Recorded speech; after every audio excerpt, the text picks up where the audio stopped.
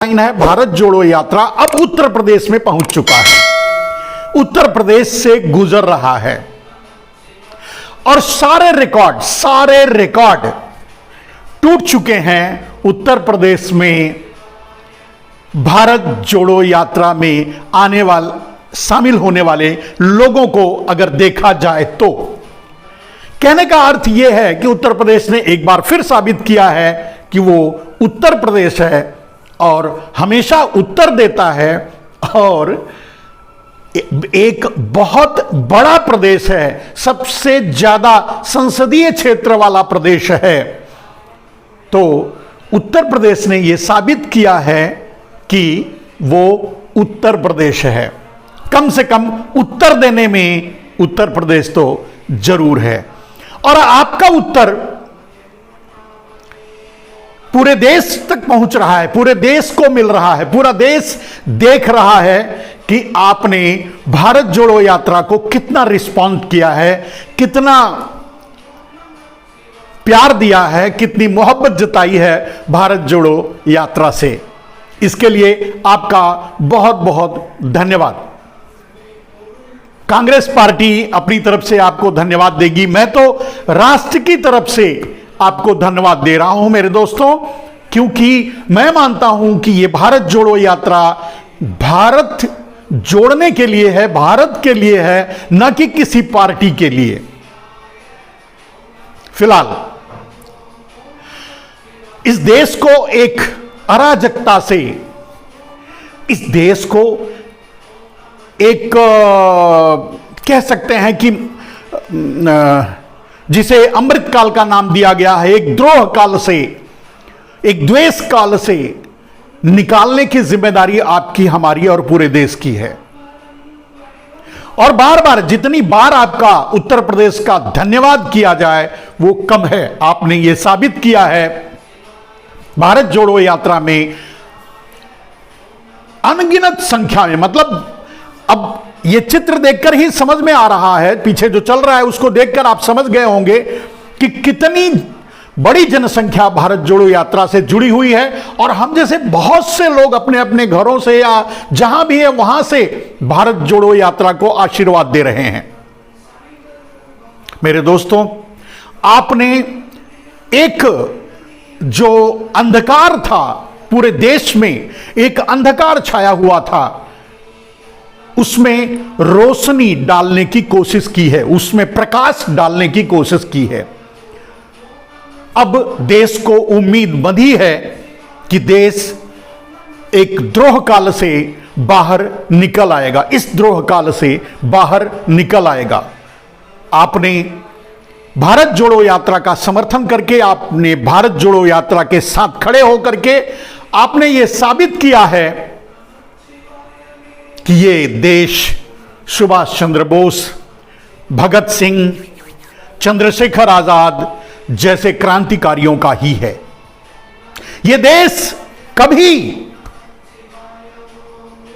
नाथूराम गोडसे का तो नहीं हो सकता, सावरकर का तो नहीं हो सकता। ये देश चंद्रशेखर आजाद का ही है। यह आपने भी साबित कर दिया। इस अंधकार, पूरे देश में एक अंधकार छाया हुआ था, एक निराशा छाई हुई थी और एक यक्ष प्रश्न, एक बहुत बड़ा दैत्य प्रश्न खड़ा हो गया था कि मोदी नहीं तो कौन। उस प्रश्न का आपने जवाब दे दिया है। गोदी मीडिया से लेकर के, सोशल मीडिया से लेकर के, जितने जो जहां भी है सब सन्न है, इस समय साइलेंट मोड में चला गया है। अब कोई ये नहीं पूछ रहा है कि मोदी नहीं तो कौन। बस इस बात की बहुत बड़ी खुशी है और इस बात का बहुत बहुत धन्यवाद कम से कम इस समय मैं आपको, यानी उत्तर प्रदेश को देना चाहता हूं। आपने ये साबित किया है कि आप उत्तर प्रदेश हैं, आप उत्तर देना जानते हैं, आपको इस देश की चिंता है। आपसे जबरदस्ती आपके वोट छीन लिए जाएं, आपसे जबरदस्ती आपका वोट दिया हुआ और दूसरे को जिता दिया जाए, जो धांधली की जाए, जिस तरह से की जा रही है, उन सबको रोकने की जिम्मेदारी अब भारतीय पार्टियों की है। पार्टियां इसके बाद अगर कोई आंदोलन करना चाहती हैं तो वो ईवीएम को हटाने का आंदोलन करें। एकमात्र यही रास्ता है। कुछ एक बातें जो भारत जोड़ो यात्रा से, जैसे प्रियंका गांधी ने एक बात कही कि अडानी ने बहुत कुछ खरीद लिया, बहुत लोगों को खरीद लिया, यहां तक कि आपके अपने को खरीद लिया। जिस पर सबसे ज्यादा इस देश ने भरोसा किया था उसको खरीद लिया।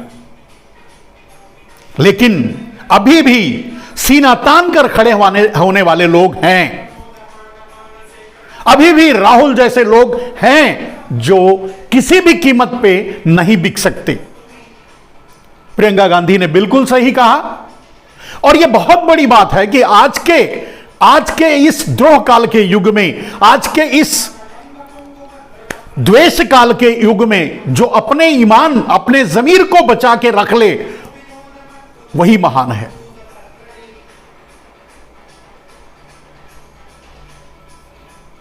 रुपए की खनक, पावर की खनक, पावर की चाहत, रुपए की चाहत के नाते जाकर के अडानी की झोली में ना गिर जाए, यह बहुत बड़ी बात है। तो प्रियंका गांधी ने जो कहा वो बिल्कुल सही कहा। हमें गर्व है राहुल गांधी जैसे नेता पर,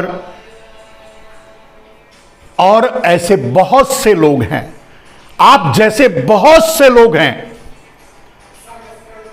करोड़ों लोग हैं जो अपने जमीर और ईमान का कभी सौदा नहीं करते। यह सोचना छोड़ दीजिए कि कुछ आपके शीर्ष पर जिस पर आपने भरोसा किया वो बिक गया, कोई बड़ी बात नहीं है। लेकिन यह साबित हुआ है कि आज भी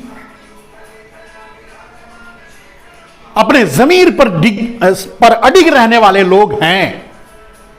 और इसका गर्व भारत को, आपको, इस देश को होना चाहिए। आपने पिछले दिनों देखा होगा कुछ एक पत्रकार जैसे रवीश ने यह साबित किया